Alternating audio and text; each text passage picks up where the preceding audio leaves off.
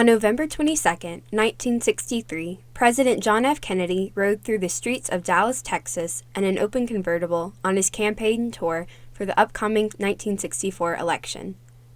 Around 12:30 p.m., a bullet was fired that hit JFK in his head and neck. By 1 p.m., the president was declared dead. Americans were stunned by the news that the young president had been shot and mourned his untimely death.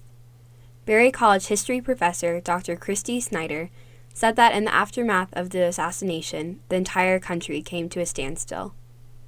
As the country watched the news breaking out on TV, as they followed the funeral processions, and the images from those days are images that are burned into Americans' minds. From the midst of tragedy came change. During his presidency, JFK pushed for the passage of the Civil Rights Act, but it wasn't until after JFK's assassination that the civil rights movement gained momentum. Brought the country together and said, kind of as one of the last things that Kennedy suggested, last pieces of legislation he suggested, we should go ahead and pass this. And so soon after his assassination, the Civil Rights Act is passed. 50 years later, Americans still honor the anniversary of JFK's death. So it reminds us kind of where the country was, what the country was thinking about, what the country was struggling with. It gives us a chance to kind of look back and see where have we come.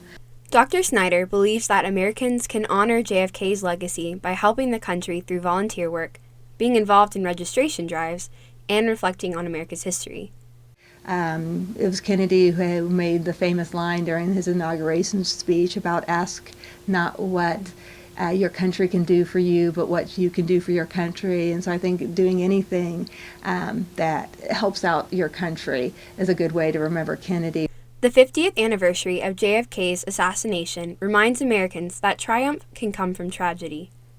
I think sometimes America is kind of is closest and we feel most united when we feel that there's been this huge loss that we have to deal with, whether it's 9/11 or Pearl Harbor or the Kennedy assassination. It really, I think, tends to bring out some of the best of what it means to be an American. With Viking Fusion News, I'm Emily Burrows.